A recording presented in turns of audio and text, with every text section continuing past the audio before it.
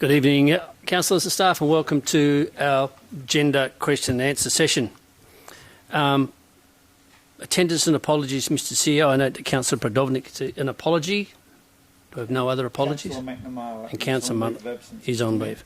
Okay. Everyone else is present. Thank you. Thank you. Declarations of financial and proximity interest and interest affecting impartiality. Mr. CEO. Mr. Mayor, the only one I've got is my own, and that's in item C 3.3. That's the Chief Executive Officer's performance review, and I've declared that as I'm the CEO, Mr. Mayor. It's the only one I've got. I've got another one. Kylie has one.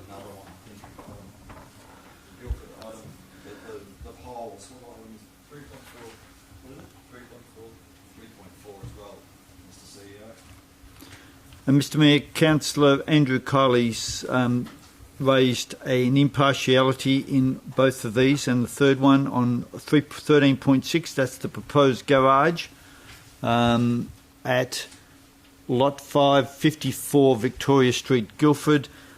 He's claimed an impartiality as he's on the executive of the Guildford Association, and he may have contributed to comments in the items. In item C 1.3, the Guildford tourism signs, as an executive of the Guildford Association, he may have been involved in the development of the sign. He has been involved in the development of the sign. And the last one is item 3.4, which is security poles and associated infrastructure, would be as may have an impartiality in that he's an executive of the Guildford Association and may have contributed to comments on these items, Mr. Mayor. I still need to sign that one, Councillor, on the form. Have you got another form? Yeah, just... Yeah. Thank you, Mr. Any others, declarations, councillors or staff? Councillor Jones? Just a question. Do we have to declare an interest if we're on the committee for the community care services? Yes, we do. Yes, you think you should? Yes. Is the Ellenbrook Youth Services the chair of one of the Thank you. that contribute towards that? If you feel you need to, then you should. Thank you. Thank you, Councillor. So that would... And Councillor Scanlon's on the board. Councillor Scanlon, that's also for you as well for Swan Caring. Yes. Thank you. You need... Yeah. Okay, you can follow them up. We need to get a form Councillors, from you, Councillor Scanlon. Thank you. Thank you, councillors. So we'll now get into the body of the Q&A. So how this will work, I will hand over to each executive manager in turn of business units, or in case of planning, our senior planner in Mr. Russell. They may have an item to present to us. If not, they can go straight to questions. Councillors, you can ask questions on any of the items in their portfolio. And I'll hand it over now to our Manager of Statutory Planning in Mr. Phil Russell. Mr. Russell. Yeah. I just wondered whether you should come down to Councillor McNamara's seat, Mr. Mayor. Mr. Russell, if you want to here. use this one here. Yeah, but then the audience can't, then the people on the audio can't. Then we can all see him, Mr. Russell, and be part of the team. This one here, Phil. Mr. Russell, this one here. Yep. No. Do you wish to speak on any of the items, Mr. Russell? A bit of a brief overview, or go straight to questions? I'm happy. They're, well, in our opinion, relatively straightforward. So I was just prepared to answer any questions that the councillors may have, Mr. Mayor. Okay, councillors, we can start with questions to Mr. Russell. Which item? Just name the item and ask a question. Councillor Johnson. Mr. Mayor, yeah, my questions are about 3.4. 3.4, I got a question about the applicant says that these movable cameras will be set up so that they're not able to look into neighbours' properties. And I guess my question is, how will that be established? Sort of what tests will be done, and how will the city oversee that? Mr. Mayor, it's not an easy one, as the report indicates. It's usually find in society there is a law for everything, and I understand, and as the report indicates, there is apparently a law that governs the ability to use these security devices, how you can use them and how you shan't use them. In terms of, I think for the most part, in terms of these cameras, it will depend on ensuring that the cameras are orientated within the property boundaries and are not positioned so as to surveil across the property boundaries. So the orientation of the cameras is ensuring that if they pivot, that they pivot along a certain angle and not others, so that they don't pivot across to look across property boundaries, and that I suppose that they are limited in terms of their tilting, so that they don't tilt too far upwards to be able to surveil across boundaries. Effectively, as they've presented it and as they've indicated the disposition of the cameras, the field of vision, where they pivot, their angles of pivoting, that's effectively how we're assessing, I suppose you could say, compliance with any requirements that ensure that you don't overlook other properties. Yeah, and I guess the follow-on from that is, if I look on page 116, it appears that these cameras, it doesn't indicate whether it's swivelling and pivoting, so it looks like, as well as a vertical movement of the camera, it's also possible for the camera to rotate, so it can look in different directions. So it looks as though under some kind of central control from the house, it will be possible to move around and look at different things. And I guess that's the question: are these cameras capable of moving? Are they motorised? Yeah. So I guess then the question arises: if they are motorised, and we've got neighbours on either side, how are we going to ensure that these cameras are set up in such a way as they don't swivel and look into the... it's overlooking, basically, into the bedrooms of the houses opposite? Mr. Russell?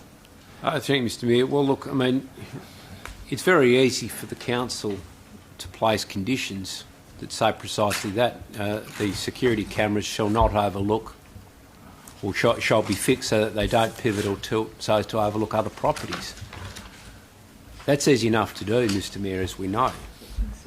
How you go about establishing whether someone has swivelled a camera across a property boundary to look over someone else, it's a bit like saying, how does anyone ensure anyone doesn't surveil them in the modern age? I understand the point. Perhaps we could say that it is incumbent upon the installer to obey the law. And if the installer breaks the law, then you would hope, and certainly I would hope this is a neighbour, that if they break the law in terms of surveilling someone else's property, then they're held to account. Okay, yeah.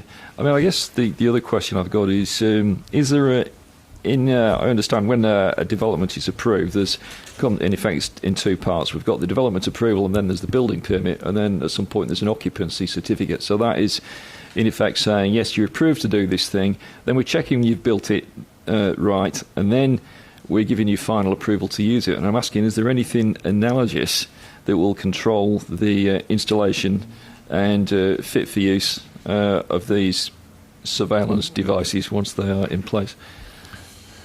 Through Mr. Mayor, well, look, the next step after this, the planning application, would simply be the building permit for the footings of the poles. Yeah. It is important to note that, per se, what is being regulated here is the poles themselves, not necessarily the attachments. But to consider the poles, you must consider the purpose of the poles themselves. Reasonably, people are going to say, why do you need a 5-metre pole, and why do you need an 8-metre pole, and why do you need 6 poles altogether? They're for the purposes, as the application says, of security. The building permit, you don't need a building permit for a camera. And there's no certificate of occupancy for a single house, which is what this is all pertinent to ultimately. So the planning approval here would be the only instrument that will govern anything in relation to the operation of the security devices themselves. So we don't really have any way of controlling the use of these other than through the Surveillance Devices Act? Okay. Effectively, as far as I understand it, again, I don't know what recourse the owner has if they allege that someone is surveilling their property. There might be Yeah, there might be other agencies out there. You might be able to report it to the police. The police might be able to investigate. I'm really not too sure, Mr. Mayor. Yeah, I guess the next question then is, if part of our policy seems to be to have upper rooms in houses where you can't see out the bedroom window, why would we let somebody have 6 cameras where they can do pretty much what they want with them? It's, I guess, perhaps not a question to answer, but it's. I guess the other question: do these cameras have any microphones? It doesn't say that they do, but. Through you, Mr. Mayor, and look, what I'm endeavouring to do is to get a plan that more clearly for each of these poles depicts exactly what infrastructure is on them. All of these will have, as the report indicates, a speaker, which, as I understand it, is for the purpose of once an alarm or once the visual aspects of the cameras identify an intrusion, then the speakers are activated that will enable, as I understand it, a pre-recorded warning message to the intruder before a siren is activated. I don't believe they are cameras that are activated by... I don't believe they are microphones that are activate the cameras on sound. Okay. And I guess another question is, are there any controls on the lights? Because the lights appear to be quite bright and intrusive and at a high level. Are these going to be flashing on and off when an intruder moves in? And how does the camera distinguish between an intruder and a mere visitor? Or the cat, yeah. You can program security cameras to pick up a certain size mass. Yeah. So under a certain mass, won't pick it up. Over a certain size mass, it will. That's right. But it can't distinguish between a visitor, a friendly visitor, and an unfriendly intruder. Well, the question will be, what's a friendly intruder doing climbing over the back fence in the middle of the night? Mr. Tan has a comment. Councillors, Mr. Tan. Mr. Mayor, in the Drink Order thing, information provided, there's a plan that shows exactly the assessment tree to the executive where the camera, where it doesn't exceed outside the property, it doesn't encroach on the neighbor's property at all. That's an approval of the plan. As Mr. Russell rightly said, you put a condition stipulating that it shall be consistent with the plan law. Or put another condition wording to the effect that the camera shall not exceed beyond its own boundary. I mean, if council is concerned, but I believe this is all regulated by under federal legislation. That's all. Thank you, Mr. Tan. I just want to actually comment on your comment, Mr. Mayor. These poles are at the front, at least 2 of them, 3 of them are at the front of the property, so it's for people walking in down the drive, these lights and cameras are going to be activated. And I guess that's one of the concerns. I guess the other question I've got for Mr. Russell, if he can recall any other similar installation on a residential property anywhere else in the city. Not to my recollection, but I think that goes to whether or not any such facilities have sought the required application and made that. I would hasten to say that, across the Perth metro area, you'll probably find there are numerous properties that have security installations such as this, and it's common, perhaps more so in other parts of Perth, maybe not so much at our neck of the woods, but the fact that there are these sorts of devices on the market must mean that people take them up to securing their residential properties. Thank you. Councillor Henderson, you're next. Thanks. Councillors, my biggest concern is that you can set end stops on pan and tilt. You can say, if you want to pan X degrees, 2X degrees, you can set those up. But they're just a setup on the controller. Anyone could override those and go around and have a look at the lady in the house 5 streets away, because some of those zoom lenses are this long.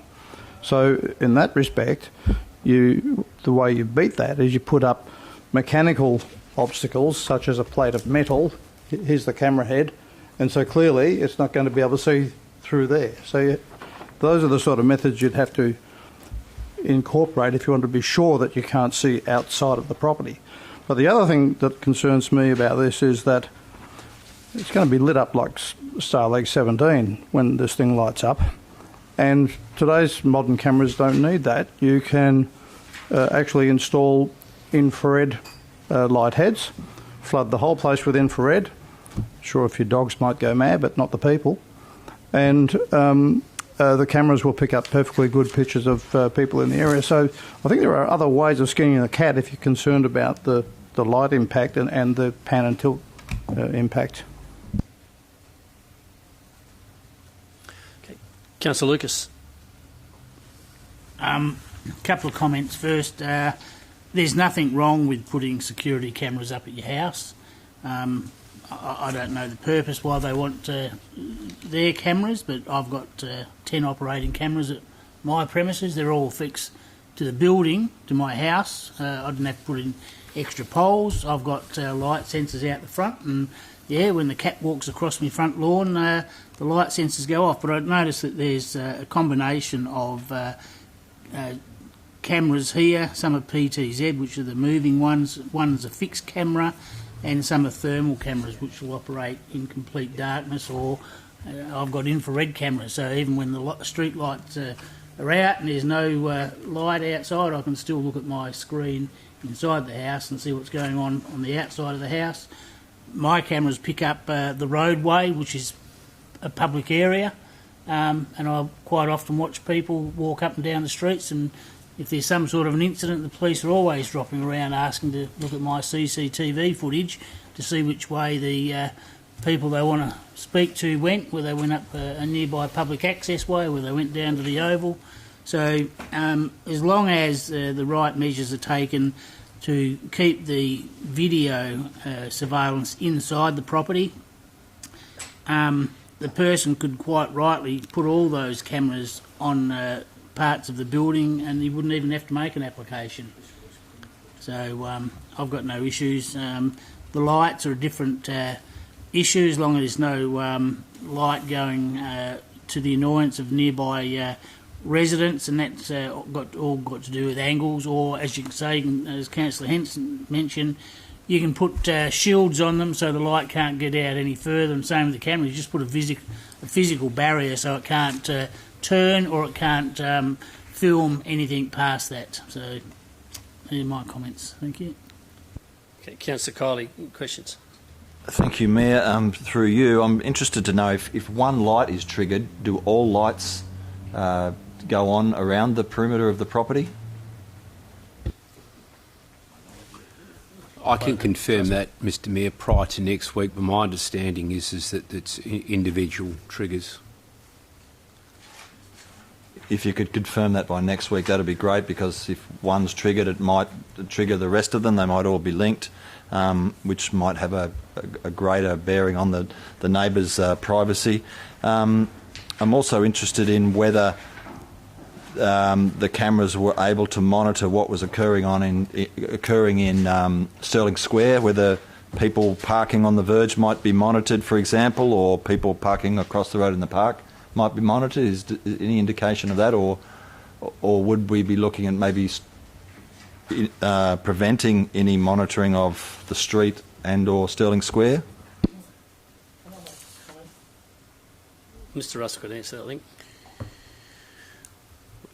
Through Mr Mayor, well, if you look at polls 1 and 2 in your agenda, and it's the site plan A101 that has the various camera types and shows the little arcs of the various camera types. Those polls 1 and 2 have fixed thermal cameras and the PTZ camera. I suppose the question there is that, you know, they can pan, and as we've discussed, the panning is only to be restricted to the adjoining boundaries so that they don't pan out past 180 degrees. In terms of the frontage to Swan Street and Stirling Square, I suppose that's going to be a limit necessarily on the vertical tilt those cameras so that they are angled so that they will only depict within the property boundary, not across the property boundary into the street. So again, I think out of all of this, I'm happy to put those questions right back to the applicant, and it seems to me it's more of a question to be answered by whoever the electrician or installer is around the characteristics of the actual cameras. Councillor Coyne, you got a question? Because I've got questions from Councillor Scanlon first.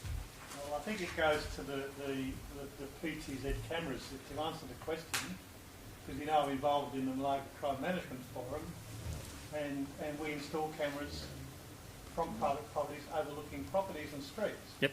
It's an offence to record voice. It's an offence. But to record images isn't so much of an offence if they are images in common. And that if you went to there's thousands and hundreds of thousands of cameras installed across Australia, and trillions across the world, I would imagine, that all focus everywhere and anywhere. But that's an offence to record the audio of anyone. The cameras could be changed to a fixed camera, not a PTZ, which is pan, tilt, zoom. That's what it stands for. For a camera on a pan, it can do this. On a tilt, it can do this. And on a zoom, it can attract. Pan, tilt, zoom. So they went to and spoke to the other about a fixed lens camera pointing in a direction. It can't be pan, tilt, still be zoom, but not pan, tilt, so it can't do this or whatever. It would resolve all of your issues you're talking about tonight. Councillor Scanlon, you have a question? Yes, I do. Thank you, Mr. Mayor. So my question again is on the view over to Stirling Square, because in a direct line of sight is Guildford Family Playgroup, the St Matthews Square playground, and although it's not an offence it's an offence to record sound, they can record footage, and I just have great concern about that. Secondly, the poles are very close to the boundary. A building wouldn't be allowed that close to the boundary. And in the calculated setback, it says it's 10 metres. So, Bill, is that an average of the three poles? What does the calculated setback mean? Mr. Russell? They look very close. Mr. Russell? Thank you, Mr. Mayor. The report will indicate the setbacks, and those are to the. If we look at pole 1, I'm assuming we're talking about poles 1 and 2, which are the ones closest to the front boundary with Swan Street, Stirling Square. The report indicates that the setback of pole 1, which is the pole in the eastern corner of the site, that is set back 7 metres from the front boundary, Swan Street, and 2 metres from the eastern side boundary. So it's 2 metres inside the boundary with the neighbour. Pole 2 is 11 metres from the front boundary with Swan Street, or thereabouts, actually a bit closer to 12 metres according to the report, and 1 metre inside the boundary, which is the common boundary to the property to the west. Pole 3 then, I suppose if we look at pole 3 as being also proximate to the front of the property, that is 27 metres from the street boundary, and 1 metre, again, like the other pole 2, 1 metre inside the western boundary or common boundary to the property to the west. Thank you, Mr. Russell. Okay, thank you. Further question? Yes, this is a follow-up. Oh, sorry, Mr. Mayor? Do you have a further question? Yes, I do. Yes, I do. I just wanted to also ask, do we have any objections from any of the community groups, like the Guildford Association, Swan Historical Society, anyone else? Through Mr. Mayor, there was an objection from the Guildford Association, yes. There was also an objection. Can we have a copy of that? Certainly, Mr. Mayor, I can provide that. Page 98, Mr. Mayor. In the report, Mr. Mayor, page 98. the actual objection. Perhaps, Mr Mayor, if I understand as the councillor after a copy of the original submission from the Guildford Association, if that's the request, that can be furnished, I believe. Can you just clarify that, Councillor Scanlon, because the details of the objections are in the report. She wants the detail. Yes, thank you. Thank you. And can I ask also the policy 106, it says that it shall not be visible from the streetscape, but these poles are really visible. I understand they're going to plant some landscape, but if you walk down there, they're really do look quite alien and quite visible. So I can't remember my question about that. That was more of a statement. It was meant to be a question. Sorry, Phil. There is another question on this, and it is, can we put in a request that they mount the cameras to their property instead of these poles? Although they don't need a VA to put security cameras up, they need a VA for these poles. And I would have no problems with it being attached to the house. But we wouldn't have a building this close to the road, so why should we have these poles? Through Mr Mayor, if I'll answer if the question is, can you make a request? Well, certainly you can do so, but I think as Councillor Lucas has correctly identified, we have an application in front of us for poles, certain sizes that have a purpose in relation to security cameras. So the council must first determine whether or not it accepts the poles. If they refuse the poles, then of course they don't. It follows naturally then if the poles are refused, if they wanted to, they could then put the cameras attached to the dwelling. But we have to play what's in front of us in terms of the application and not suggest that they do otherwise. To suggest to do otherwise it must be expressed in terms of a reason for refusal of what they've submitted. Thank you, Mr Mayor. Perfect. Thank you. Thank you, Councillor Scanlon. I think Councillor Johnson, you were next. Thanks, Mr Mayor. My question was, as the poles are already in place, is this a retrospective application? Mr Russell. That is correct, yes, Mr Mayor. Councillor Henderson, you're next. Mayor, I have another concern, and that is for the loudspeakers. There's one on each pole. These are fed with a 100-volt high voltage system to get the power out of them.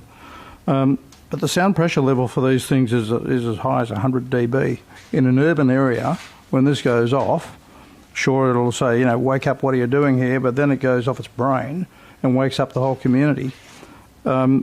Should that trigger multiple poles rather than just the one, you're going to have a hell of a lot of noise come out of these things.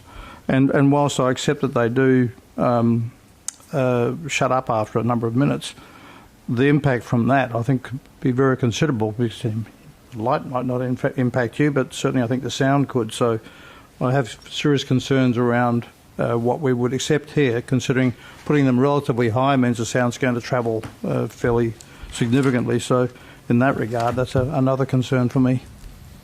Okay. And is there a question in there? So much a question, but issues to raise for Mr Russell to consider if we have to put a different alternative recommendation up. Okay. Councillor Coley, you had a question? Yes, Mayor. I'm just confirming on page 108 that the highest reading for the lighting is 129 lux coming out of the floodlights. Mr Russell. It's on the right-hand side of the image on page 108. It says the highest reading 129 lux.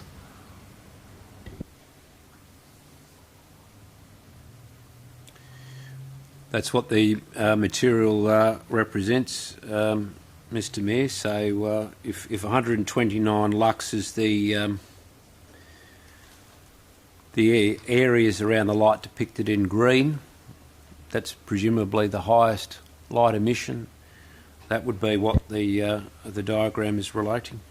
And just to confirm that the fully lit oval only goes to 100 lux, is that correct? Like if we have floodlights on an oval to play sport at night, we're only looking at 100 lux. Is that correct? I couldn't possibly answer that, Mr Mayor. That's out of my sphere of expertise. Yep, I think Mr Coates is nodding his head.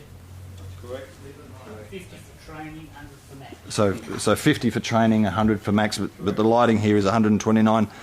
My concern, I'm just interested to know whether particularly light number, I think it's P1 and P2, would therefore be, according to this diagram, be throwing light out onto Swan Street, and I'm just interested if there's a safety issue in regard to people driving by, maybe passing another vehicle and suddenly the lights go on. What sort of light would they be getting in their eyes as they're driving past? Would it be a distraction to drivers going past on Swan Street?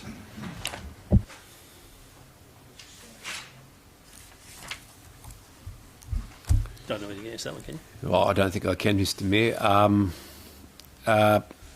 At night time, I think we can see if the lighting is angled inwards within the site to cover the areas that the cameras are supposed to be relaying, then I suppose it's not going to be orientated to shine directly towards Swan Street. You'd be getting, if it's the right term, some peripheral light, I suppose. Well, they're actually not angled towards the property, they're to the house. They're actually angled at right angles to the boundary, so that they would be getting equal light across to the road in both directions along Swan Street, just as much you would get it as you would get it on the house by the looks of it. Is that's my take. You have a different take on that? No, Mr Mayor, that's probably a fair interpretation of the diagram.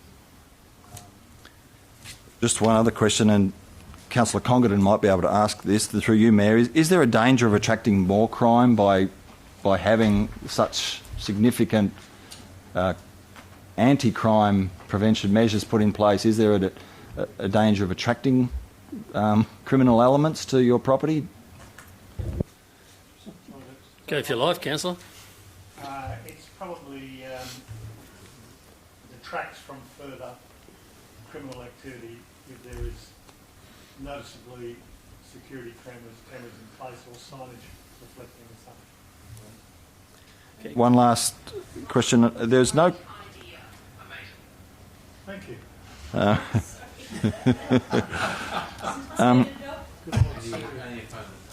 I'm just concerned, in staff's view, is this the poles, are they inconsistent with the providing a consistent streetscape throughout Guildford by having these poles and cameras and lights? Is it inconsistent with policy 106, Guildford Conservation Policy? Through Mr Mayor, on balance, as the report indicates, the answer is no, because what we're evaluating, and I think in some degree we've drilled down into this, what we're evaluating is twofold. How the poles 1, 2 and 3, which are closest to the street, present in the streetscape of Swan Street and broader in around Stirling Square. And then how these... So if we're looking at... I'll leave the foreshore element, but if we're looking at how these present, we'll look, as the report says, fundamentally, in essence, it's a largish house, and these structures, when you stand in front of them, and it does assist somewhat, and it's often the case that we're in the position where you can actually have a look at what these things look like, because the poles have largely been built, the attachments aren't there, but the poles have been built, so you can get a very clear understanding as to how they present in the streetscape. And look, from our point of view, they're not too dissimilar to street poles, or in this instance the telephone poles along that side of the street, which have light attachments to them. And then of course around the other side of the street, and the other side of Stirling Square, we have other infrastructure right next to the train station. So within the context, the view is that if they were standing out there, if they were taller and standing out there on the road and without a backdrop to a sizeable house, they might be more noticeable than we feel that they are. So on balance, Mr Mayor, the view is that no, they're not so inordinate as to adversely impact the streetscape. But of course, as we well know, that's a subjective point of view, but that was the finding of staff. Councillor Callahan, question? I wondered if you knew why the cameras had to be placed on the poles, or what did the proponent give any reasons as to why they had to be placed on poles. Through you, Mr Mayor, I spoke with the planning consultant this afternoon and I gave them a helpful piece of advice, and that is that rightly this council would form a question. Why have you got this number of poles with so many cameras? What is the purpose? I would say this to the applicant, and I suggested there is nothing from the applicant personally to yourselves as councillors to give an explanation which I think is reasonably forthcoming. Why all this security? What's the reason? What I understand through the consultant, and I have met previously with the owner, but it's not for me to put words in the owner's mouth, but what the planning consultant said was that the owner, existing residents, and I don't know where that is exactly, has been subject to a number of break-ins in the past. Supposedly that owner has some very valuable stuff and they therefore have security concerns. Whether such fears or background warrants this number of poles, it's not for me to say. I think that's properly a question that, in fairness, would be, in my opinion, in the owner's interest, and I've asked the planning consultant to provide something from the owner preparatory to next week's council meeting where you'll consider this, to give their reasons for this infrastructure, Mr Mayor. Thank you, Mr Russell. Any further questions on any item of Mr Russell, councillors? Councillor Johnson. Yeah, Mr. Mayor, after listening to all this, I mean, the question comes to my mind is, would it not be more efficacious for the owner to go to Bunnings and buy some barbed wire? Thank you. You wouldn't approve that. Okay. If there's no other... Councillor Scanlon, you one more? Thank you, Mr Mayor. If I do, I've just noticed in one of the deputations we received by email that the neighbour states that only poles 4 and 6 will have foliage or trees planted near them. So the pole closest to the street, I'm just looking at the numbers, won't have any screening. No, they won't have any screening. Is that correct? That's correct, Mr Mayor. That's correct, councillor. So they will look as they do now, large poles very close to them. Okay, thank you. Note your final alternate motion for this one, Mr Mayor.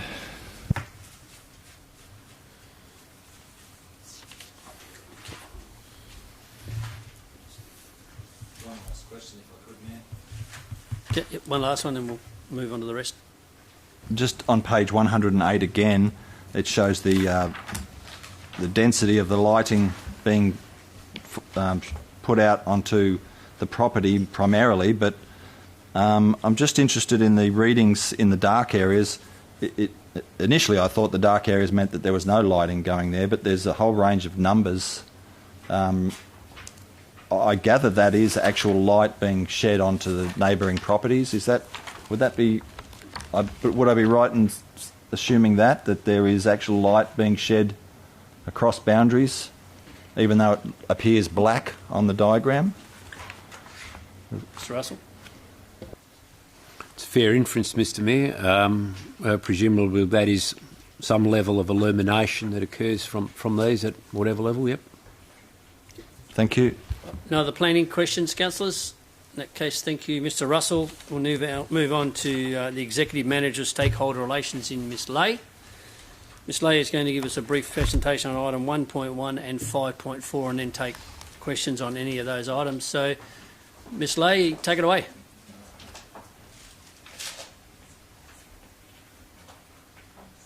And you need to unmute yourself, Kim.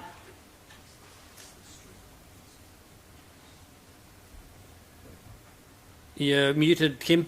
Kim, can't hear you. Can you hear me now? Yep, that's better. Thanks. Yep, thank you. Yep. Apologies, Mr Mayor. Firstly, item 1.1 is the COVID-19 policy for financial hardship. It's been drafted following Council's decision from the special council meeting and will be in place to govern us up to the 30th of June 2021 during these exceptional times. It's very much based on the Welder policy template, also includes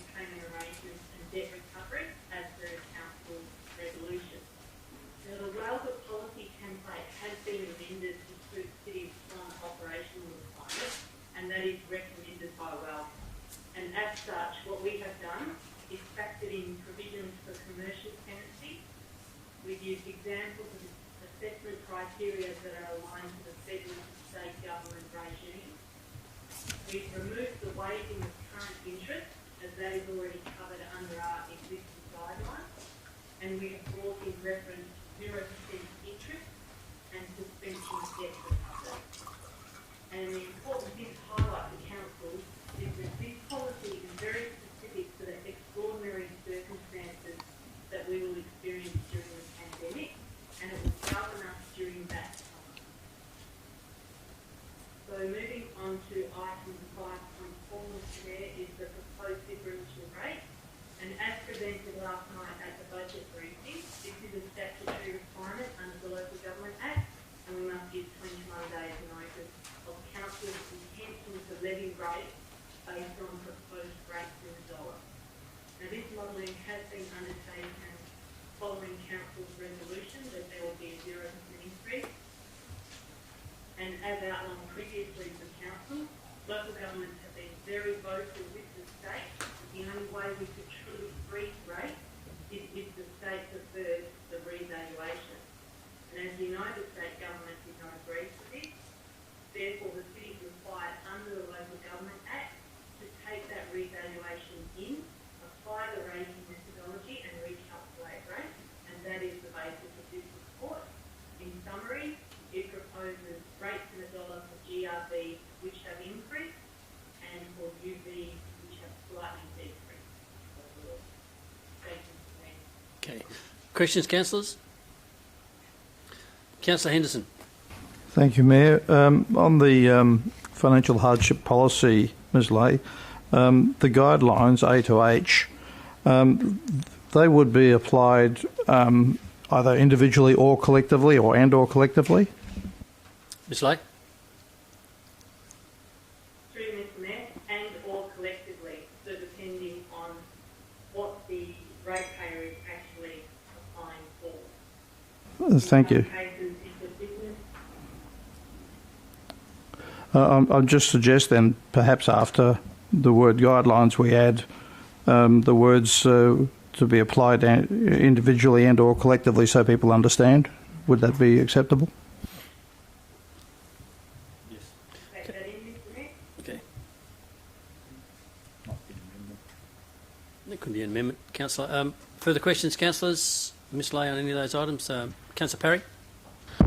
Yeah, just a quick question, Kim. How are the ratio in pages 185 to 187 of the agenda? How are we looking in regards to the previous years in regards to the percentages and ratios compared to now as well?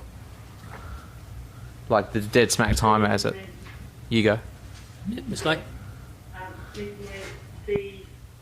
Our financial position compared to 12 months ago is quite similar because this report is up to the 31st of March before any of the experience of COVID-19 was actually coming out to the city.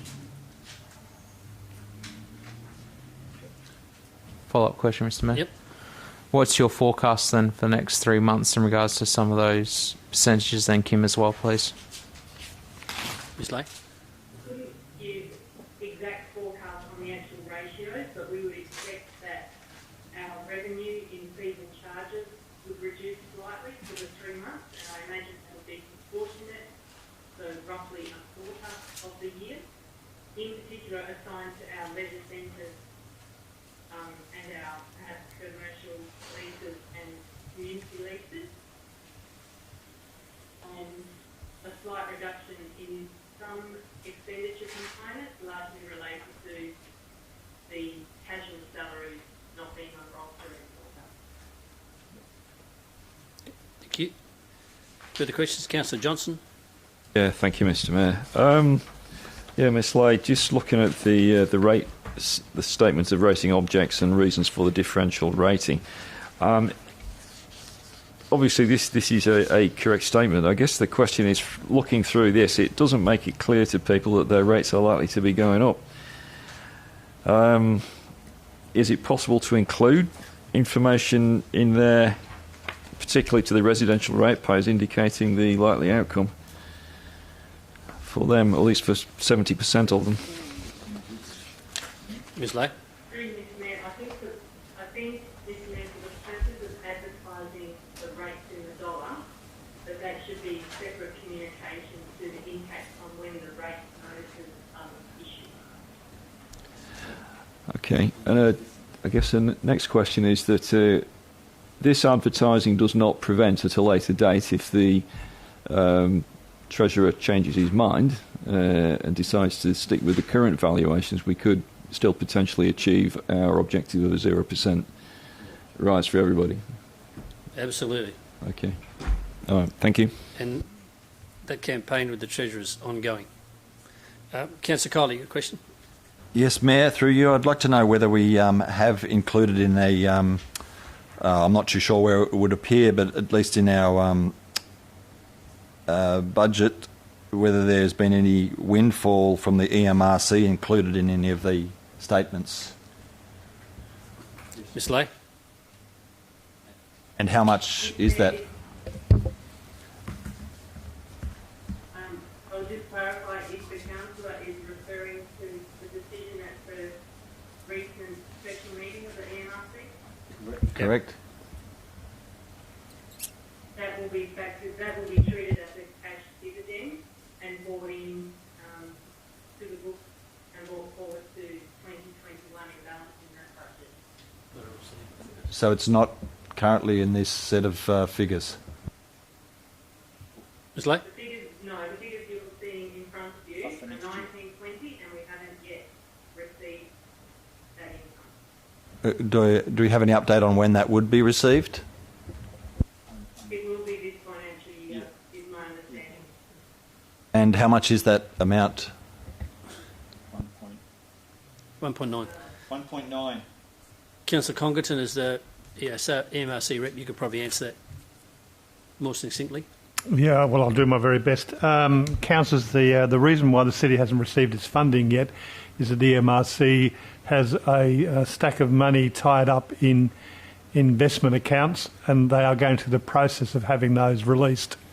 So as soon as that happens, it's expected we'll have it before the end of the financial year, but I can't see it happening in the next week or two because of those issues of getting it out of the term deposits and the maturity component that sits behind it. Yeah, thank you. Just following through up, Mayor, the actual amount, though, I believe it is 1.95. Is that correct? Councillor, that right? I don't know the exact figure because it's based on the percentage the city holds within the organisation, but it is somewhere around 1.95, 1.96. It's 39% of $5 million. Sorry? 39% of $5 million. The exact percentage isn't actually 39, it's 39 something. 39 Something, yeah. So it's around about that, just under 2 million. Okay. Further questions of Ms Lay, councillors? Further question, Councillor Kiley? Just given that we're going to have a windfall of 1.9 roughly $1 million, how is that? How should we as councillors be viewing that in regards to this budget or this item before council?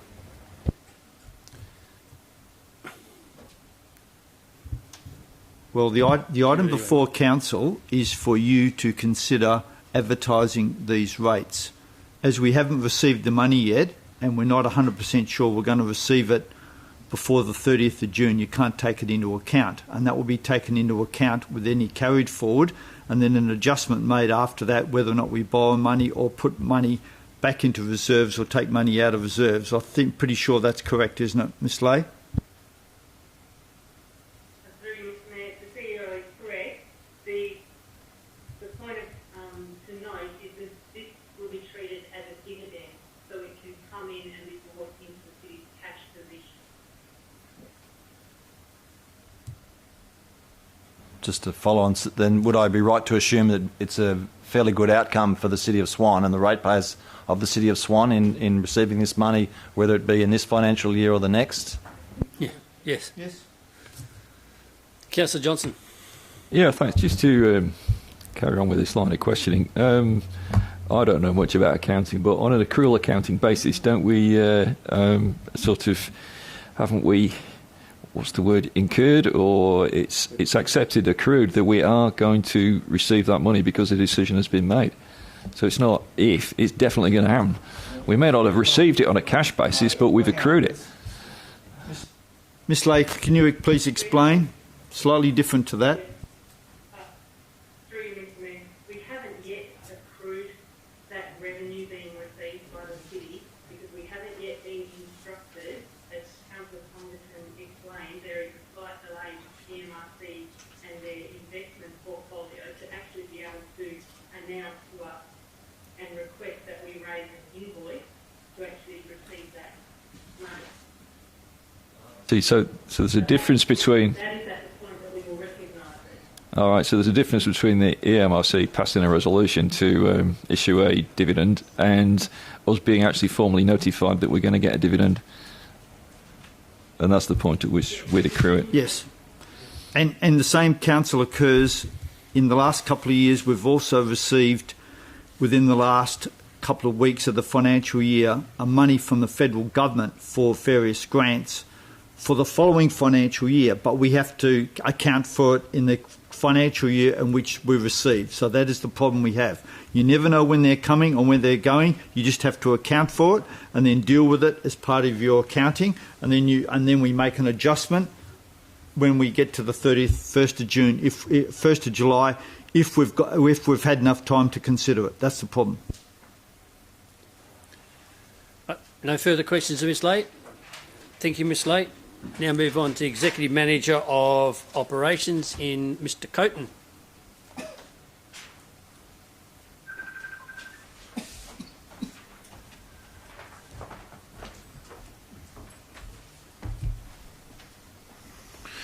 Thank you, Mr Mayor, and good evening, councillors. There's 3 reports under Section 4 tonight. So item 4.3 is very straightforward, administrative in nature, only the road closure. I don't imagine there'll be any issue with that one. Reports number 4.1 and 4.2, I was going to say a little bit about them, but perhaps in the interest of time I might just take questions. Perhaps other than just saying there's a number of, in both cases, there's a number of options before council, and which council could choose. But I think it's perhaps easiest, given the time, that if I perhaps just take any questions that anyone has on them. Questions of Mr Coaten, councillors? Councillor Kiley. Thanks, Jim. Through you, Mayor, just item 4.2, Western Power Underground Power Project. Do we have an indication from Bassendean whether they are proceeding with that underground power from their point of view? We haven't been formally advised. I understand that they are, but so they're going to. My understanding is, but I haven't had that confirmed by them. We can find out for you. And if we don't participate, has Western Power advised whether they would proceed with it anyway? They would go ahead with the Bassendean undergrounding of power, but on the side that's on the City of Swan Road, they would just replace the power poles, but not underground it. Councillor Lucas. The last correspondence I saw, just for Councillor Kiley's information, that everything's been put on hold on that project until this crisis is over. So Bassendean aren't doing anything right now, but intend to proceed after this. Can I ask through you, Mayor, where that information came to Councillor Lucas? Councillor Lucas. I received an email from the town of Bassendean.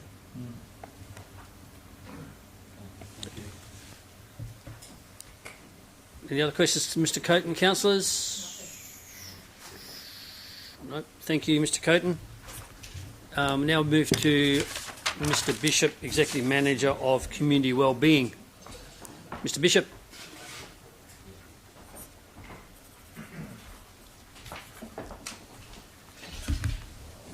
Thank you, Mr Mayor, councillors. There's only one item from me at this part of the evening, and that's Ellenbrook Youth Services funding.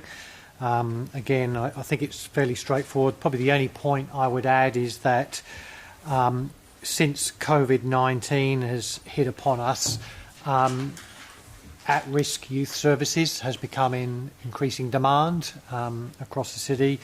Therefore, that has added weight to this space and this need for another 12 months. But other than that, happy to take questions, Mr. Mayor. Questions? None? Thank you, Mr. Bishop. Okay, now pass on to the CEO and or the Manager of Governance and Strategy. Amanda Albright. Amanda? Ms Albright, you dealing with those? Yes, she's doing okay. it. Thank you. Thank you, Mr. Mayor. Good evening, councillors. I won't belabour the Local Government House Trust deed of variation. I think that one's reasonably straightforward. The other item is the National Redress Scheme participation of WA local governments. So the National Redress Scheme is helps people who have experienced institutional child sexual abuse to gain access to counselling, a direct personal response, i.e. an apology, and a redress payment. This came out of the recommendations of the Royal Commission some years back. The National Redress Scheme will support Western Australians who have experienced child sexual abuse in institutions by giving them a monetary payment, by giving them access to counselling and psychological care and an apology. The state government has just recently agreed that local governments in WA may participate in the scheme, and the state government will actually cover the payments to the survivors. So I'm happy to take any questions on either item. Any questions, councillors? Councillor Kiley. Thank you, through you, Mayor. Amanda, we voted on this item some months ago. Was that not to participate in this? And how does it differ from this item? Thank you, Councillor Kiley. Through you, Mr. Mayor. Yes, you did consider an item on this in, I think, July last year, but at that point the state government was still considering whether or not it would allow local governments to participate and what the nature of that participation would be and whether we would be covered or not. They've now made the decision that those monetary payments would be covered by the state government. Further questions, councillors, on any of those items? Thank you, Mr. Albright.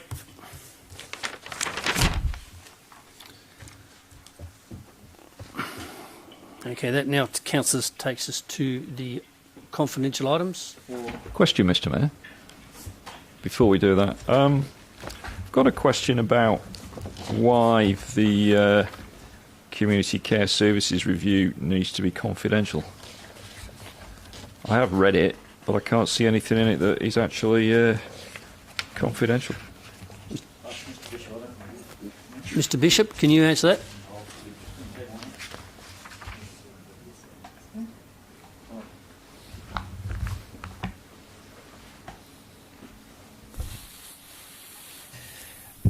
Mr. Mayor, it's because it considers a matter affecting an employer or employees, and also it affects a matter in which regards a contract that may be entered into. I understand that because I've read that, but the question is, without divulging anything confidential, don't the employees know what's in here? Or the impact on them? Potentially. Certainly employees, as per the report, have been consulted on the review and had input to it, but it's still open to council to make and or ask questions that may determine impacts on both employees and contracts. We have current contracts. We subcontract out part of the service delivery, and also we may enter into a contract depending on council's determination.